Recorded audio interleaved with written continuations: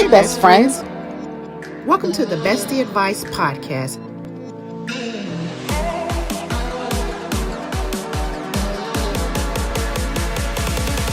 Where we discuss all things relationships.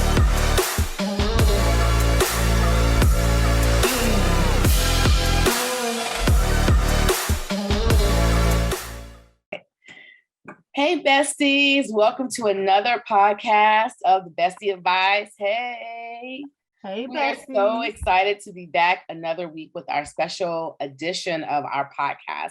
And this is strictly for our YouTube family. We wanted to do a review of the new show on BET Plus called Kingdom Business. And so we wanted to support the show, give it a chance. We're all church kids on here, church babies. So we wanted to weigh in and give it our honest opinion. Yeah. So as you can see, I'm here with all of these beautiful, beautiful women. Our co-host, Kieran Hayes. Hey, girl. Hey, besties. Kieran's baby sister, Stefanie Jones. Hey, baby sister. Hi. And our bestie, Tjuana Porter. Hey, girl. Hey, girl. Hey. We are so happy. Like, I love these women that they're joining Kieran and I to do this review. We wouldn't have had two better special co-hosts. So, yes. Okay, we talked before we got on, you guys, so we already know each other's opinions. So we're gonna dive right in and start talking about what did you guys think of episode 2? Are we giving it a thumbs up or a thumbs down? What did we think? Let's start from the beginning. So go ahead, Kieran. Let's dive in on this conversation. Right. So we can actually kind of pick up from the end of episode 1. Those of you all who are actually watching this show, it actually ended with Rebel. She's on her laptop and she has gotten a hold of this flash drive that she found in Danielle's locker. Danielle was a young lady who Danielle actually is Rebel's best friend. And they worked together in the strip club, and she was going through her locker. She found this flash drive. So now she's at home and she's getting ready to look at this video. And as she's looking at the video, you can tell that Danielle is actually setting the camera up. Okay, so nobody was setting up Danielle.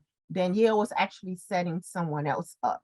So she's setting up this camera. She jumps into the bed. This man comes from wherever he's coming from, takes off his robe, and he gets into the bed, and then he gets out, turns to the camera. He's not knowing that the camera is there. I don't think he knew the camera is there. And boom, guess who it is? It's the good bishop. Okay. So it actually ends there. So the bishop is played by Michael Beach. And again, I don't think that he knows that the camera is there, even though he looks right into it. He looks right into the camera, but I don't think that he knows that it's there. So that's where that actually ends. Then it picks up episode 2. And I like to talk about these titles, the name of these episodes. So this one is called His Eye is on the Raven. Okay. Those of you all who have been in church a long time, we all know his eyes on the sparrow, all right? But it's his eye is on the raven. And the scene opens up with with Danita, who's actually played by Yolanda Adams. And she's in this big, auditorium, and these lights, twinkling lights all over the place. And she's singing her heart out. The spotlight is on her. Then all of a sudden the spotlight, like, it goes off and it comes back on, but the spotlight is not on her. So she's actually talking out. She's singing and she's talking out loud at the same time. She's just like, who turned off the lights? Who moved the lights? So then she moves over into the light. She continues to sing. Spotlight goes off, moves over. Spotlight is not on her. This raven is sitting up. I don't even know where it's sitting at, but it's sitting kind of up, parched up or whatever. And yeah, so I guess all of this is supposed to have like a whole lot of significance as far as the raven meaning prophecy and insight and all of that or whatever, and the spotlight moving. And yeah, I guess this is supposed to be a prophetic dream. That's what I believe it was supposed to have been for her, prophetic dream or whatever. So y'all, what y'all think? Before I even say anything else, what did y'all even think about this opening scene? I thought it was different. It was just a little weird. Yeah. It was a little weird. But then right after that, when she went and talked to get her dream interpreted, like, okay. I mean, I Who's just the kind of interpreter? Mr. Kirk Franklin. I don't know his name. I don't know if they said his name. Daniel. Daniel? Okay. Yeah. Okay, Daniel. It was just interesting how he interpreted that dream and was like, when you're out of the spotlight, that means you're out of God's will. And she kept asking more questions and more questions. Mm-hmm. What does this mean? What does this mean? And got to the Mhm. last one. He was like, yeah, I don't know what that means. Just kind of left it out there. But she was just so anxious to know like what this dream meant or whatever. And then as the story started to unfold a little bit, I kind of just got that she likes to be in the spotlight. So that really bothered her to not be in the spotlight. So yeah. Mm-hmm. It was like, I think they were trying to do the allegory with the book of Daniel, with how Daniel interpreted the dream for the king Nebuchadnezzar, that he was going to lose his kingdom. He was going to come down. God was going to bring him down. And he was like, no. So let me just erect this whole statue so that people will always know who I am and they will bow to me, right? And so, because he didn't like when Daniel interpreted his dream that his kingdom was going to end. And so when I was looking at it, I was like, okay, that's basically what he's saying. Like your kingdom, your reign is coming to an end. Yeah. Whether you like it or not, it's coming. And she didn't like that. And so that's why I was like, oh, how befitting. What's his name? Daniel. Exactly. Daniel. Exactly. So I think for us, so if you weren't raised in church, you might just see it like someone saw like, oh, it's a psychic reading or it's a foretelling. But if you are someone like us that's in church and know the word, you can see it right away. Like, okay, they're setting us up to what's going to happen. Exactly. So, you know the book of Daniel, and if you understand, like this happened in chapter 2 and 3. What happened. And so you know that it didn't, so I don't want to keep talking about, but it doesn't surprise me like the events that happened to her, which is why they set up the dream. So that's kind of what I thought. And I was like, oh gosh, okay, here we go. And even too, at the end of her dream, she's singing, her mouth is moving, but then the voice changes. The voice changes to Rebel's voice. So even when Kirk Franklin was interpreting the dream, saying what the raven meant and what the spotlight meant and all of that, and then she said, but who is that that's singing? He said, I don't know who that is. Liar. Yes, you do. You just didn't want, it was like the whole way he said, I don't know who that was. He knew who it was. He just didn't want to tell him. He knew exactly. Yeah, Irene, thank you for breaking that down, because it did sound like a psychic reading. Like the way she came to him, the way he was playing the piano, that very Kirk Franklin voice that he was using, almost like it was a whisper. It was very awkward. Even in the way that she was pressuring him to tell her what the dream was about. I didn't know if it was bad acting or a bad script. Both. I think both. I'm sure they probably both. Yeah. But I think there was a different way they could have given us the same message. But who am I to rewrite the script? But I think it was very awkward. Like even the transition from her dream to them being in the church. It was like, wait, we didn't wake up? Like, what happened? She didn't wake up. She woke up and she said, didn't she say like, who is that? I think she woke up and said like, who, huh? She said something when she woke up. Yeah. Yeah, like something like, who is that or whatever. She was so worried about the other voice. She didn't see nothing else but the other voice. That's all she heard was the other voice. I think, I immediately thought about the book of Daniel, and then I thought there was another two other analogies that I thought about.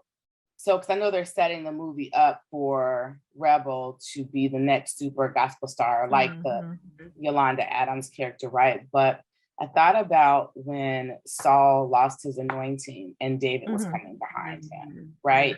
And I thought about that too, because, you know, Saul was the one that the people chose.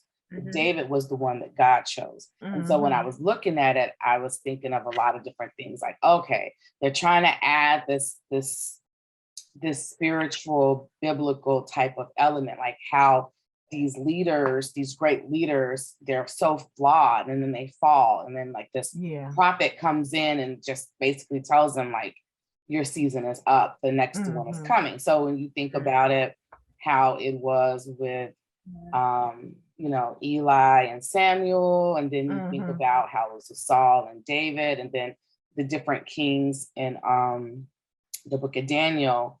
But I also thought about David, I thought about that conversation that Nathan had with David, you know, kind of like how Kirk Franklin was talking is what made me think about it. Like, you know, you're losing your throne, like the next person is coming. And so I think they tried to mix all of that in there, Stefanie, which ended up being like a bad script, bad acting. I think they took a lot from different Bible verses and tried to merge it all together and tried to make it a little spooky. The scene didn't work for me either. Yeah. Trying to make it spooky. That's what it was. And I was like, you know, they could have done a dream. And I mean, there's a lot of different ways they could have done it. But basically this dream was set up to be the fourth telling of what's to come. Yeah. It was just a kind of a hokey way to do it. But it was like, okay, you know what's going to happen. And then the girl, Rebel, you know, she doesn't want to be church. And it talks about like her history and why, and she's running and you know, I get what they're trying to do. And that's what keeps me watching it, is like, I get it, but I can't get past the acting. And I think that's what I'm sitting there like, fast forward. Like, it's like, and I don't want to do that, but sometimes I can't do it. Yeah. Yeah.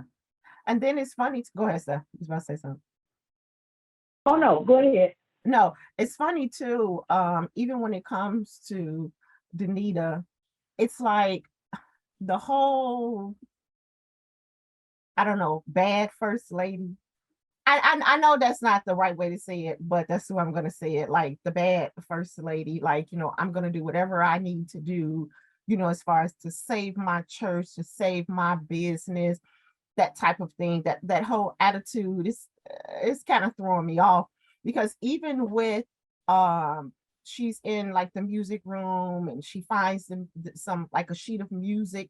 She takes that sheet of music, she adds some words to it. I was kind of lost with that until I think she must have went to her daughter, to basically say like, hey, yeah, so tell Malcolm. So Malcolm actually is CJ's husband, that I'm getting ready to use his music.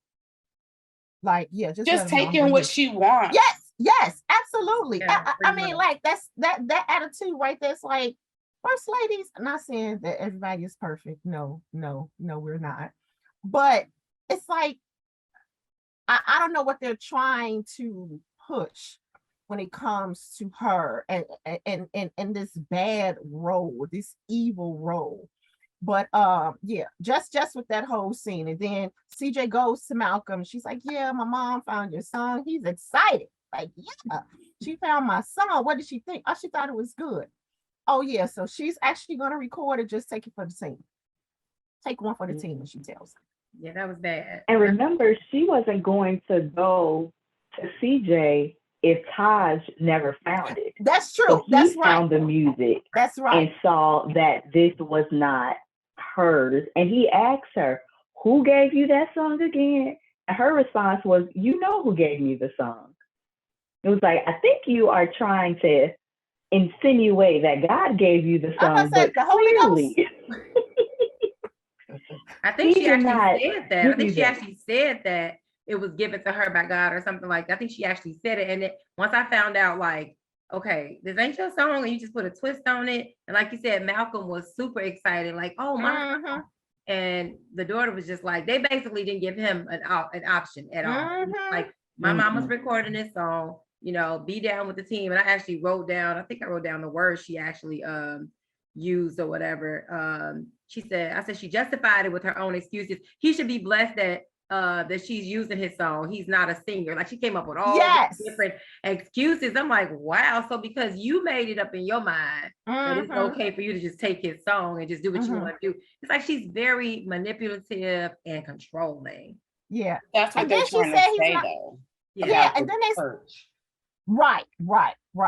But even with her saying he's not a singer, it goes from that scene to them in rehearsal, and what is he doing? Leading the song. Yeah. How is he not a singer? Yeah. He was leading the whole song. But as you can see, like, as we get, down the road, it's like she doesn't feel like anybody, to me, meets her standard or whatever. Even when they were, getting to her award show, and she was like, sliding Tosh the names, like, I want these people to sing for me. Exactly. Yeah. And I think to Tjuana's point, to your point, I think what Kirk Franklin, I think this part is him. I think this happens all the time in the music industry, not necessarily church. Yeah. But in the music industry. I think if they're whoever they're honoring, I think they say, no, I want this person, this person, this person. Yeah. I want, who do you got? Because I remember, when they had I think they were honoring Patti LaBelle. They could only sing so many of her songs, and then she was gonna sing the rest. And so many other singers are like, Tamar was the same way, Beyonce, they want to be honored, but they want to choose who you gonna sing my song. I didn't know that was a thing. I didn't know that they were doing that. I thought, and this is just like with anybody being honored, I thought it was supposed to be a surprise. So that means these people be extra phony, because when different people come out, they're like, I was thinking so the same you knew thing. he was gonna sing, and you acting like you didn't know. Maybe they probably know who's gonna sing, but they might not know all the details. But they be choosing them singers a lot of times. Wow. Yeah. Yeah. That's funny. I was thinking the same thing. I was like, maybe they surprised that, oh, she hit that note. Because if you picking a person, like, really? Exactly. That is crazy. It is. And then another. Oh, go ahead, Irene. No, go ahead. No, I was just saying, yep. Oh. So here's another scene that it was new. I guess you can say it kind of threw me off as far as finding out that Caesar actually used to produce Rebel's mother. What was her name? Rebecca. Raven. Is that right? Raven. No, Rebel is Rebecca. Was the mother's name Raven? No, you're right. It's Raven. The mother's name is Raven. Yeah, I was like, back to the dream. Go back to the dream. Yes, yes, because it's her name. So Rebel, R''BEL is short for Rebecca Bell, R. Bell. Yeah. And then her mom is Raven Bell. And Caesar, I'm still like, they still have not opened that box all the way up as far as this relationship that Yolanda and Caesar had. Of course, we know that they were involved, but how involved, I'm not exactly sure. That wasn't, it really didn't open up like that during this particular episode. But I'm like, okay, he was producing Raven, and I'm assuming he must have been producing Danita at the same time. And maybe Raven, maybe she was a better singer. She was getting more clout. That's why Danita, is kind of bullying her, I guess you can say. See, I took it as that he was producing or writing for Danita first. And when she kind of stole the album and moved along, that's when the Raven came in and he started producing her. But again, she being Danita, couldn't share the spotlight and started sabotaging Raven. So I thought Raven came after her. Okay. After Danita. Okay. But yeah, I mean, it still showed how evil she was. Exactly. Exactly. Yeah, it's hard to, because you think about, okay, Danita's role as the first lady, as the one of the leaders of the church, and then she owns the record label. People love her, revere her, but at her core, she is evil and manipulative, you know. And I'm like, what are y'all trying to show? Like, are you trying to show like what you said, Kiran, like, oh, she's a first lady, this is how they really are, you know, or are you just trying to show because of the music industry, she's jaded because of that, you know, because they're really trying to, and I said this the last week, show Rebel as this innocent person, like, you know, that God is going to save. Like I said before, you think about Saul and David, you know, David wasn't even in the house with his father. Exactly. That, you know, tending the sheep. He was the anointed one. And so are they trying to show this girl's journey because she doesn't really want it, but she's really anointed to sing? And then you see the People's Choice, you know, she's really evil and vile and vindictive, and she's this puppeteer, but now she's about to fall from grace. Exactly. And, you know, I was looking at this, just shaking my head like, I bet Yolanda thinks she's killing this role, y'all. I'm sure she does. I'm almost certain she does. When I was looking, I said, I bet she's like, I did that. What about the part when the detectives approached Bishop about Bishop Calvin? Bishop Calvin, when he that he was involved with I just was like, here we go. Right. You talking about with the truck, when they said they found the truck? Yeah, when they were investigating, it said one of the church vans was missing, or you know, whatever. Not vans, church truck. Oh, I'm sorry, the vans. That's me going back in my mind. Okay. No, one of the church's trucks. One. Okay. Yeah. Okay. Oh, but they just kind of walked up on him, and he just gave this little spin, and then he said like something about no one is immune to sexual temptation, and I'm like, do you not know that we got you on video? Like, we got you on video. I'm like, it's just so many. Like, but I think that was before she gave them the video. I don't think she had given them the video then. Not to the police. She didn't give it to them. Yeah. But I mean, we saw it at the end of the episode. But the fact that he said that, I was like, in my mind, I was like, do you know we just saw you on video? He don't know that we know it yet. But I'm saying, but it's just like the fact that he just kind of put it out there, like, you ain't a part of this. Like, exactly. So I just thought that was interesting that he kind of put that twist. I'm like, you don't even know we know. Right. Exactly. So. But then he turns around and he goes to the club owner. Yeah. Asking the club owner about the girl's belongings. You know, and is it anything I should be worried about? And I'm like, wait, Bishop. Was you actually going to the strip club? Like That's what it sounded like. But, right. You know, but the guy said no. The guy, did y'all hear the guy? The owner said, he was like, you haven't been here. Like, I don't know if he was saying he was playing along with him.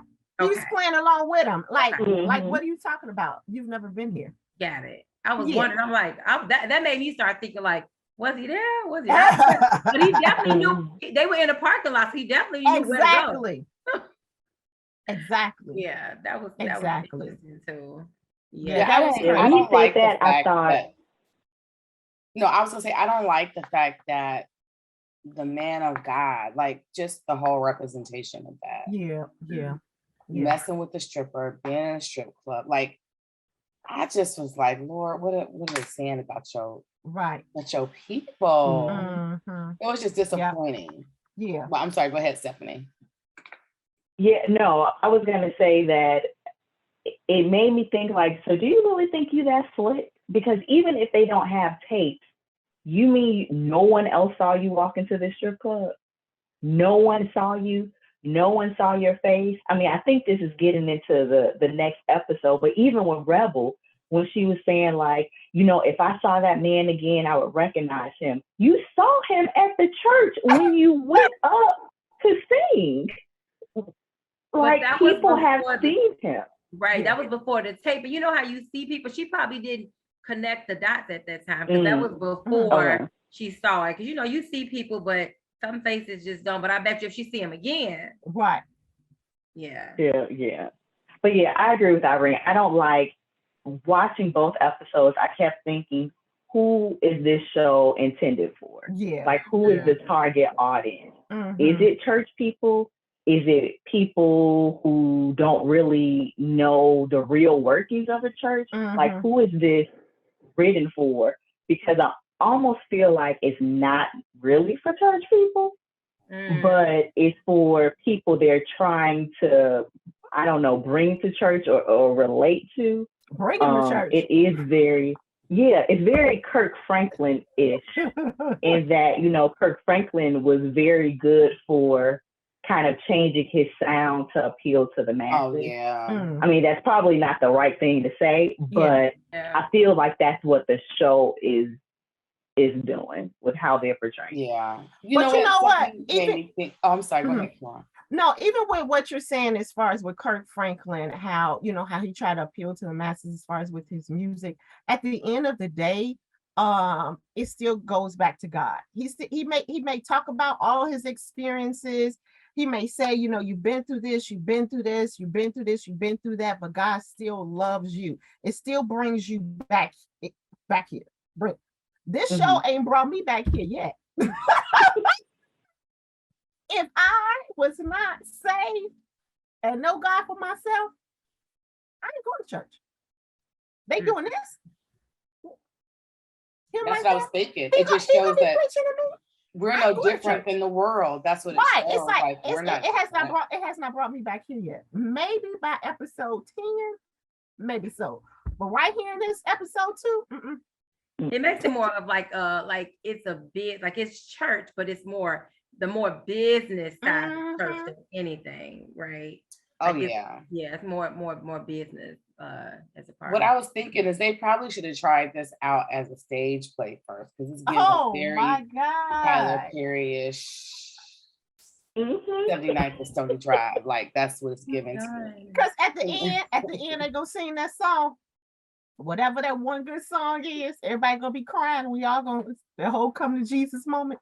Yeah. I told you she's going to join the church at the end, and I'm going to be very upset. You're going to be upset? She's going to join the church. I'm going to be upset. After all of this, you join this church? You think she's going to join that church with that bishop? I think she's going. I do think she's going. I don't think he's going to be the bishop, but I think she's going to join that church. That church. I think she's going to join. I have questions about her. Oh, go ahead. No, you said what?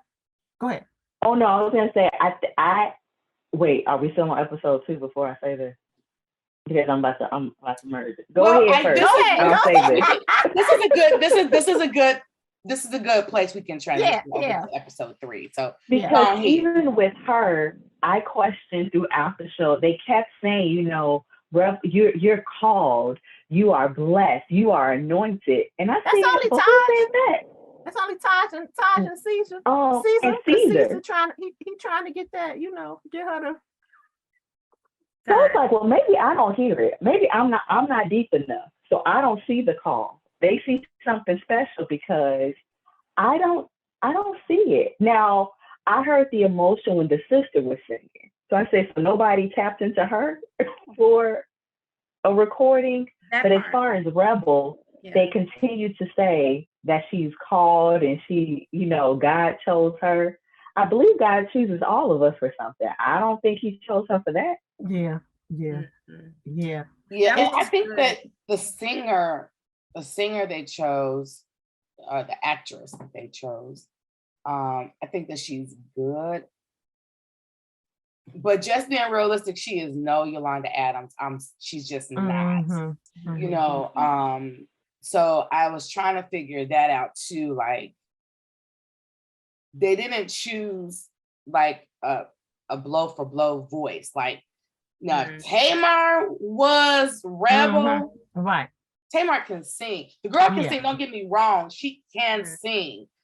She can sing, but not sing. No, I would not put her in the category of a Yolanda Adams. Yeah. And so that part I think was hard for me too, when the dream, like I was thinking, okay, I understand the analogy. I understand the moral compass of all of this, but this person cannot out-sing on any given Sunday Yolanda Adams, you know, taking just pure vocals out of it. And so I think that was something I thought about too, was maybe, even though this girl's a great singer, a good actress, you know, if they would have gotten a powerhouse like Tamar or Jennifer Hudson, you know, that could just sing, then I'd be like, ooh, Yolanda, you should be shaking in your boots. But everybody knows Yolanda for her voice. Exactly. Right? And so that was, I think for me, I think when I think about the acting, I think that part kind of is like,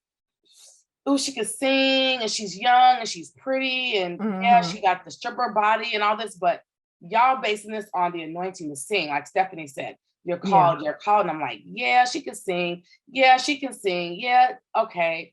But I was like, they could have found another actress, I think, or someone that could really sing that. Like maybe Kiki, who was Kiki Shear, had her who's supposed to be her trainer. She was supposed to be her trainer. When they had her in it with Kiara Sheard, you saw the difference. Exactly. Sang like I'm like, what you can do with Kiara? I think too, because I was looking at when the mom confronted not CJ, what's his name? The son. What's the son name? Taj. When she confronted him and he was at his girlfriend's house, she's banging on the door, just so disrespectful, no boundaries. But when he said to her, because it's like he's so vocal, he's transparent, he's open, he's honest, and he don't care about, like, he's respectful though, but he's giving her the truth. And he's telling her, like, she can reach people that you can't. And she got so mad that she just smacked him. Wait, what? Like, what just happened? But it sounds like, to your point, Irene, no, she's not on her level, but it sounds like they're trying to show the traditional, like, older saints in the church versus the younger people that can draw the younger crowd or whatever. And that's true. And I think that's what I see with the Yolanda Adams being where she is, who she's always been, and she's, you know, down for the kingdom no matter what. Like, ride or die, you know, it's for the kiss the kingdom for me, right? No matter if I step on people's toes, like any means necessary, it's about this for me, like traditional. And they're like showing, well, this girl right here who can relate to people that's her age. And so when they brought her in, I think this is the same episode where she starts singing that song about grace. Is this the same episode? I think that's that 3.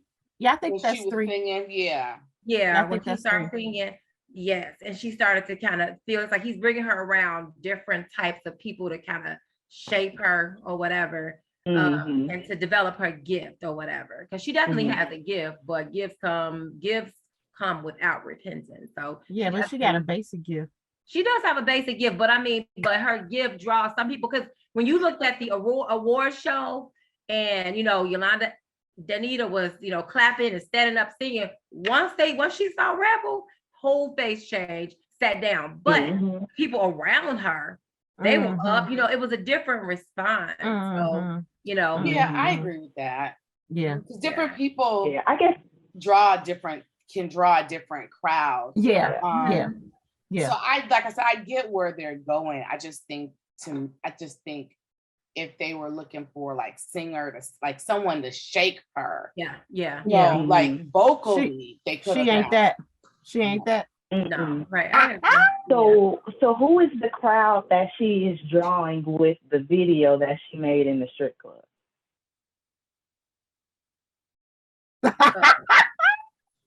Because I got originally like, oh, okay, they're gonna do the video in the strip club, kind of to show like this is where she came from, this is where she came out of it, and then she got up and she had the dress with the cutouts on the side, and then she started some of the moves she was doing. It was like she was dropping it like it was hot.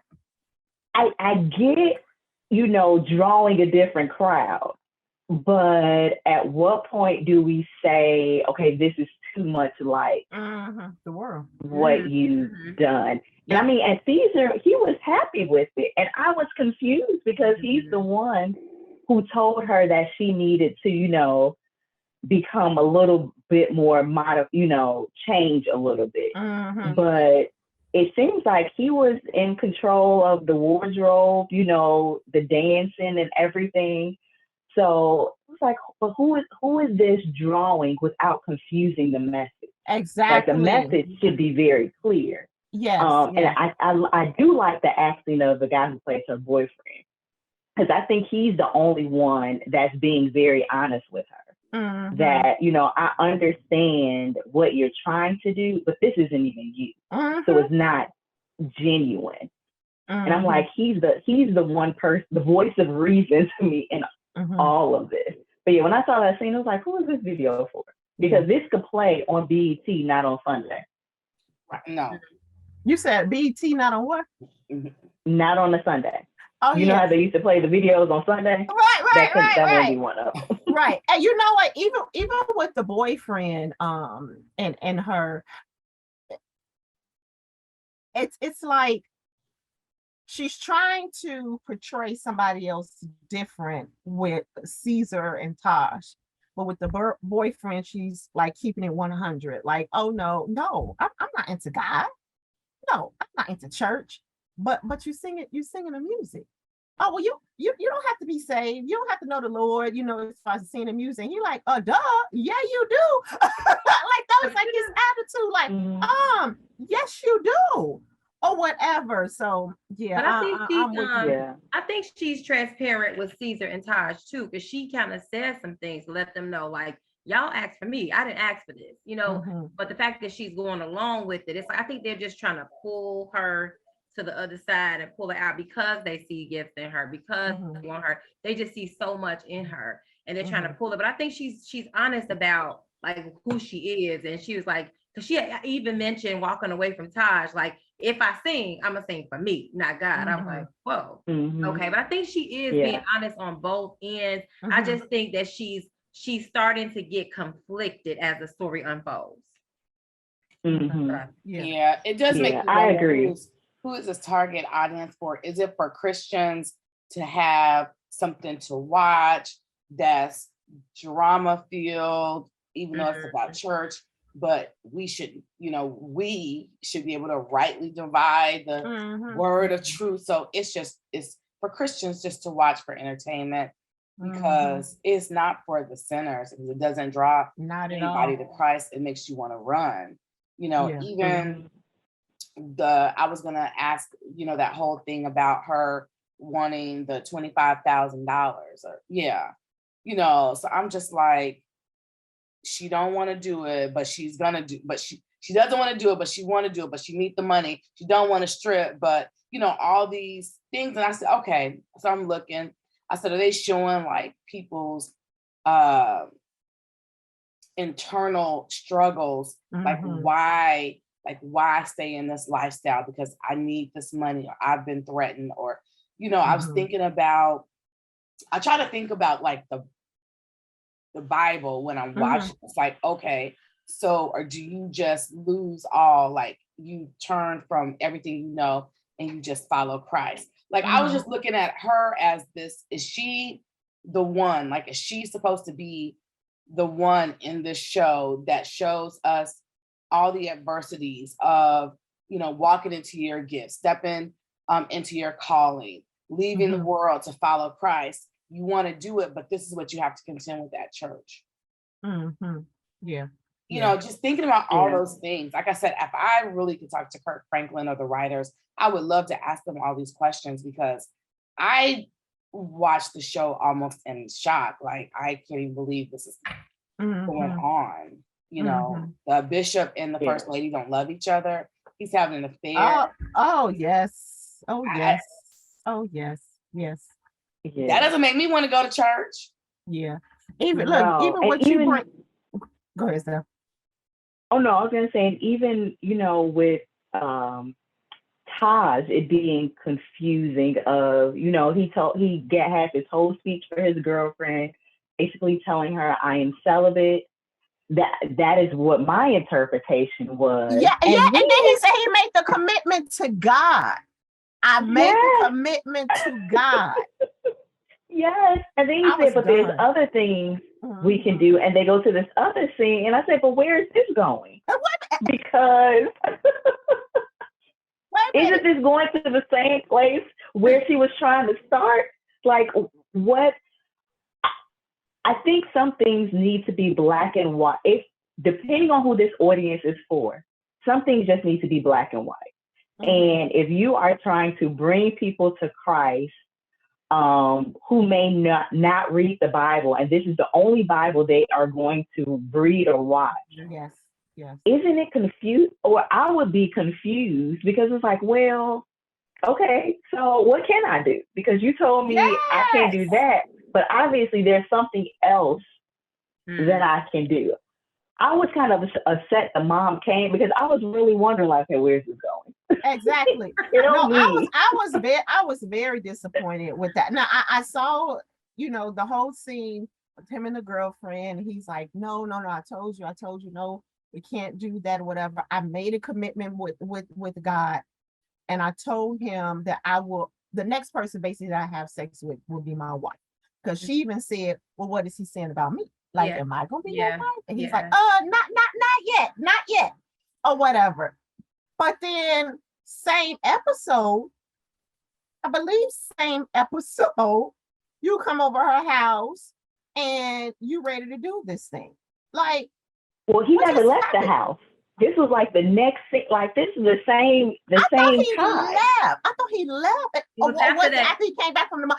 That's what it was. I'm like, so even okay, so let's back up some, go back to what you were saying. You're basically telling her, like, no, I'm not doing that. But there are other things that we can do. Then it goes to a different scene. I forgot what happened on the other scene. It comes back to them. She's straddling him. I'm only making up in my mind where you're going down to, because you're going down and you're going down. And I'm like, wait. You're steering people all the wrong way. Because my thing is, you're telling them, no, we can't do that, but you can still do this. That's still sex. And then, of course, it's going to be the big controversy. Like, well, is that really sex? Or is it not? Is it? It's like, no. I was so disappointed with that. I was so disappointed. So disappointed. Yes, that right there will throw somebody off. Even I'm going to even say young people who may like, Kirk Franklin, or who a young person that's saved, and they don't want to, watch anything too harsh because they're still trying to keep their minds. So they're like, hey, I'm going to watch this Christian show. And you're doing stuff like that. You're confusing them. You're saying that that's okay. As long as you don't do this, but that's okay. Like, no. But it's like, what do you think that leads to? Exactly. Absolutely. You can't stop. And it's funny, the mom didn't even address that. She just came over mad at something else. It was like, so you don't see him standing here with his t-shirt on? Like, the candles? You don't see any of that. But that just shows that I think that she is very selfish. Right? It's just all about her.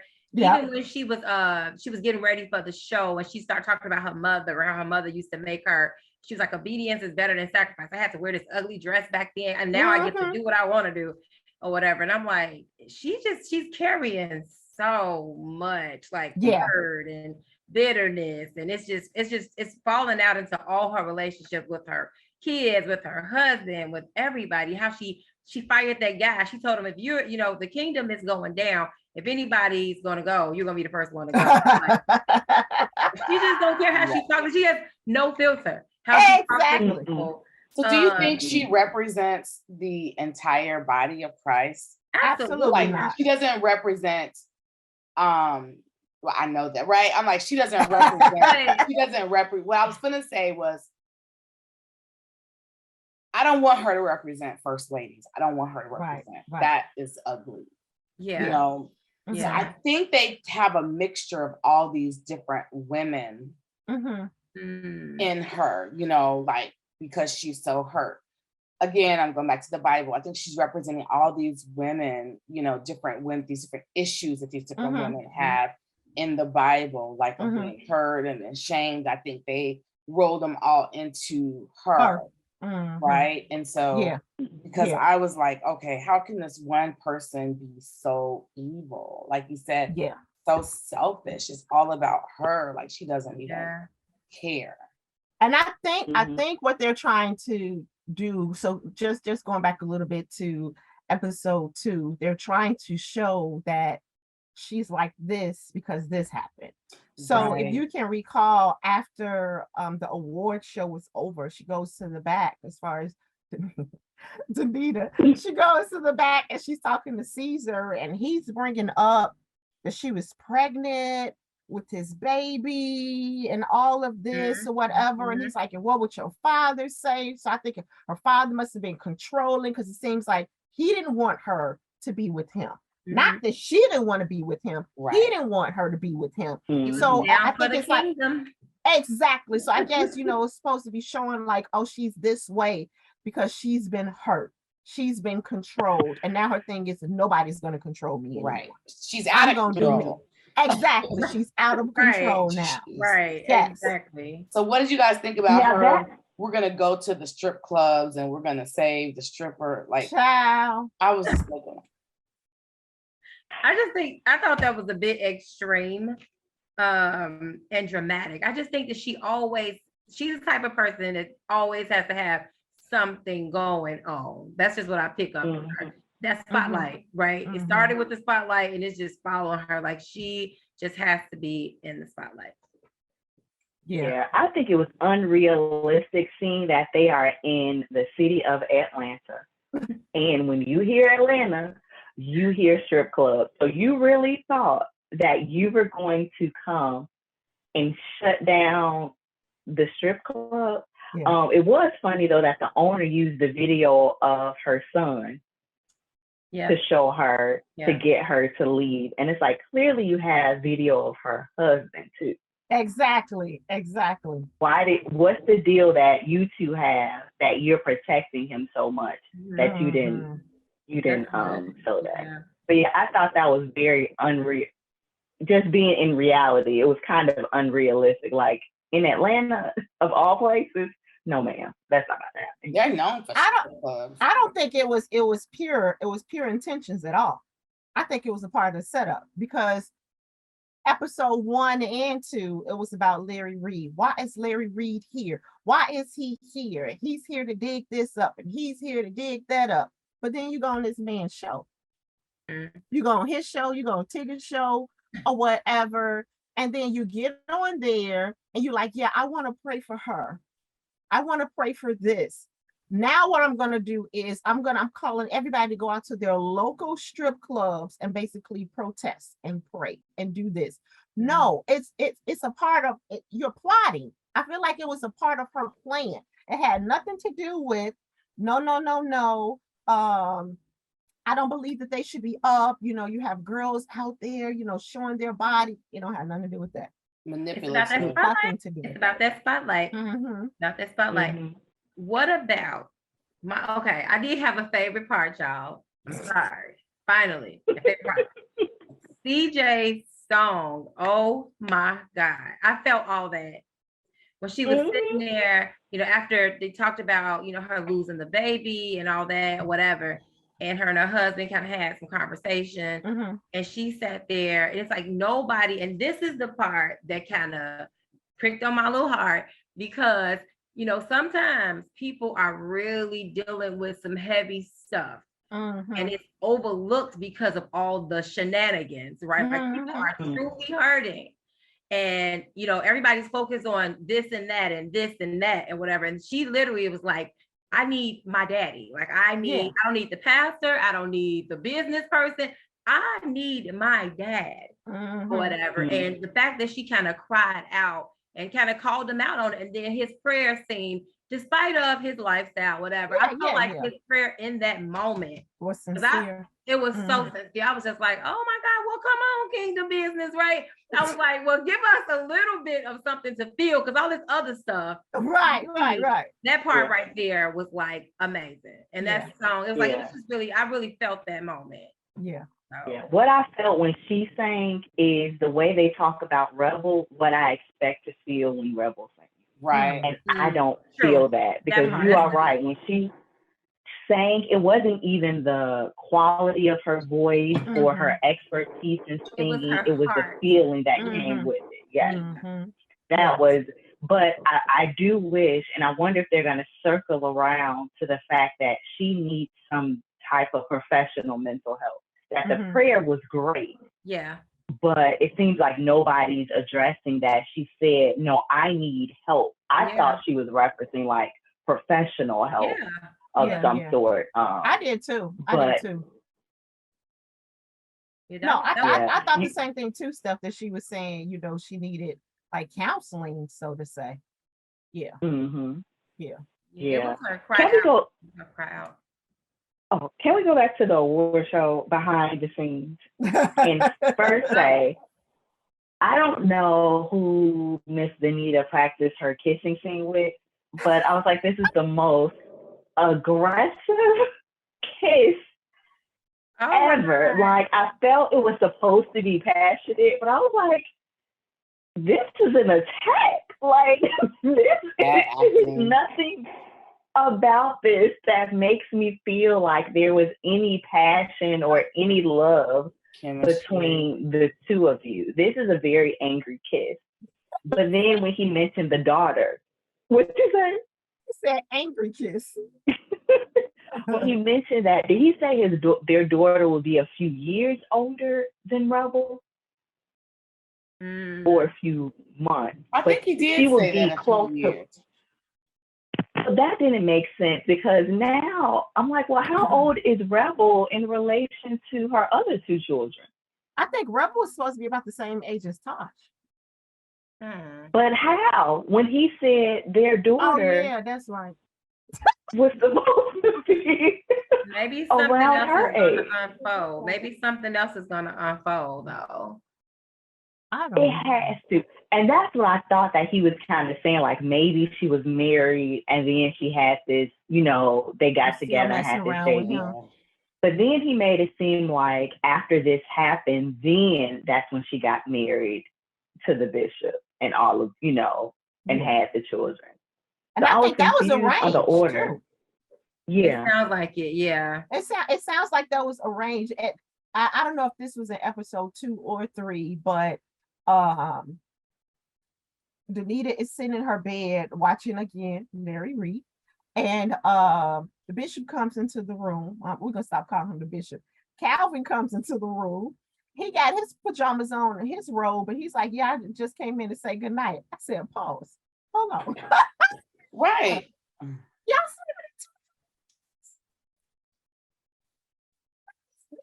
we normally do. This is letting you know that this is phony, like their marriage is not for love. Absolutely. And then he even made this statement to her. I forgot what they were getting ready to do, but he said to her, I'm going to need you to act like you want to be with me. So I'm like, so did she not even want to be with him at all? Like the daddy must have said like, nope, not going to be this dude over here.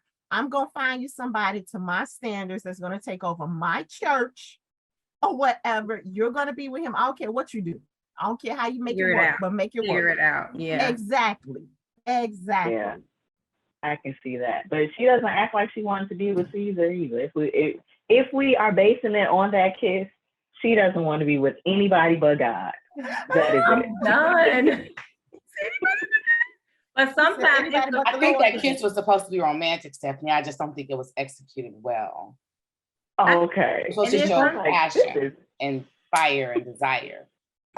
Sometimes the person, you know how that boy that you always arguing with when you're in kindergarten is the one you really like. So maybe it's one of those type of situations. Like they really like each other, but they gotta, because he be checking her real good. Like he checks her real good. Yeah. Yeah. Like he got some little bitterness in him too, whatever. But yeah, he keep her in a place.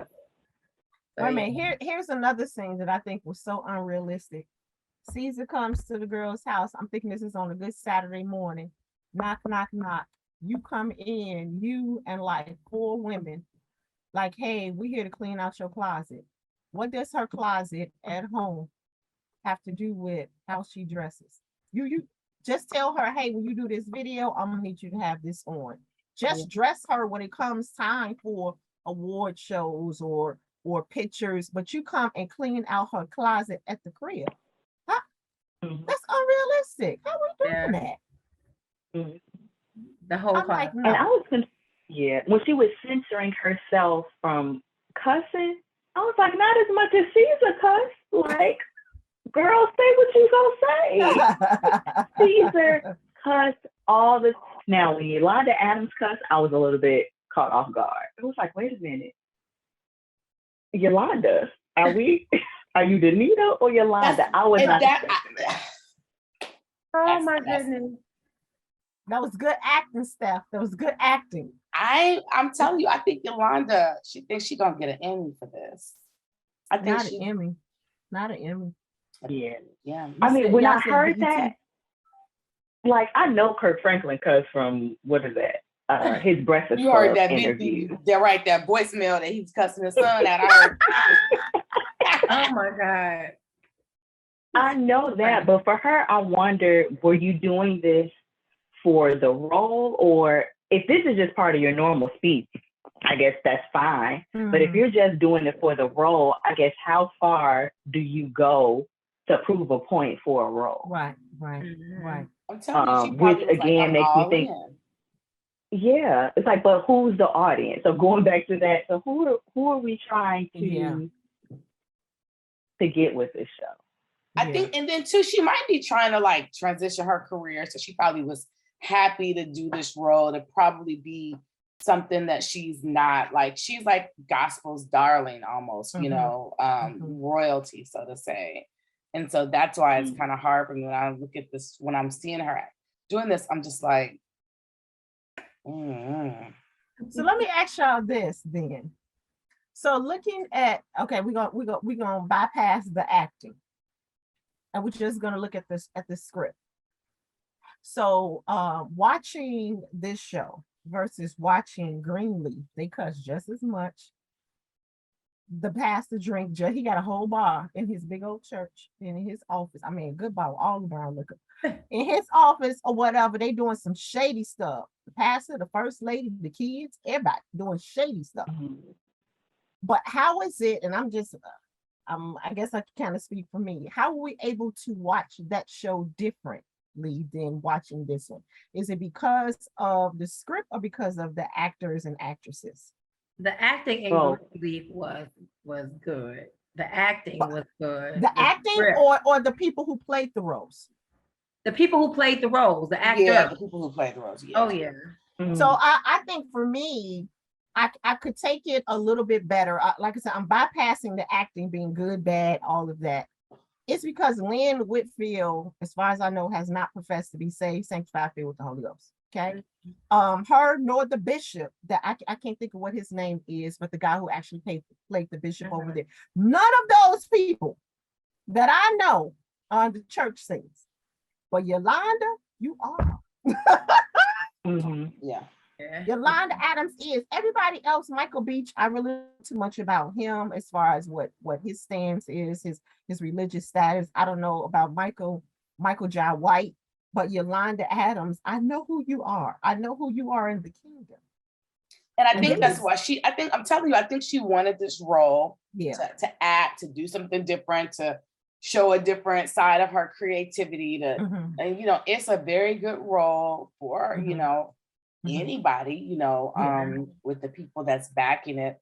It sucks it's not on regular BET or Lifetime or Bravo, you know, just alone for the Black people that's working on the show, the writers, the directors, the producers, you know, to be on BET is good, but to put it on BET Plus, you know, not a lot of people subscribe to that. Why not put it on regular, you know, TV or a Netflix deal? Like you know, taking the acting and things like that aside, just giving them an opportunity, you know, to reach a broader audience. Yeah. But to your point, Kieran, Yolanda is well known in the gospel music industry. So to see her in this role I'm happy for her, but it's quite disturbing, you know, at the same time. So, you know, for me watching it, I'm like, this isn't realistic, or, you know, whatever it is. Like, that's why I said brought up the singing. I'm like, that girl can't out-sing Yolanda Adams. Not old Yolanda Adams and not new Yolanda Adams. Like, you know what I'm saying? She just can't do it. I just think that's hard to have someone that we know and love as this gospel artist. Now she's this evil, manipulative manipulative. But sometimes, cussing person. Go ahead. Right. no, sometimes too. I mean, I know we're talking about the characters and they're not, you know, the actors and actresses and this thing, but sometimes when you watch a good movie and that person becomes that role and you like dislike them in real life, to me, sometimes they're playing the heck out of their role, right? Yeah. Like, you know, like I can't think of a movie, but just whatever, a movie where you like, I don't like him because he played that part in that movie. Blair Underwood. I'm about to say, or Steve Harris. I think he was dying of a mad black woman. Right. My point, right? They play the role so well that they do draw us into it. Like Yolanda Adams is drawing us into this character. You know, we know her as gospel singer, Yolanda, who can just tear the stage up and make you feel everything. She goes all in. But now we're seeing her in this role. And it's like, well, we don't like her. She evil. She this, she that. So I think they are kind of painting, they're drawing us in a little bit too. You know what? In a different role. Yeah, I don't know if they draw me in. It's just bad. Like it's something, I don't know what it is, but like Lynn Whitfield in that role, I felt drew me in. It was like, oh yeah, she's shady, she's evil. Exactly. But with Yolanda Adams, I feel like almost she's trying too hard. I think if she would kind of relax more and let it be more natural, because even her facial expression, you can be mean. The meanest people, the reason Lynn Whitfield gets away with it, her face never changes. She doesn't look evil. She doesn't look mean, but the lines she cuts you with her words. Most people, when they tell you off, their face isn't all scrunched up. They're just speaking to you regularly. But because she over exaggerates everything, it just sounds unnatural. And then I don't know if she realizes there's a method to cursing. Like, that's why I don't cuss, because I don't cuss well. And there's like people who cuss well, there is like a method to it. Right. Yes. They know how to put cuss words in between words, like it just flows. And with her, it doesn't flow. It's just that I feel like she's trying way too hard. Like they painted this role. They told her this character is supposed to be like this. And she found every adjective, every meme that portrays that. And now she's trying to give that to her. So yeah, I don't think she's really drawing me in. She's just making me critique it more. Exactly.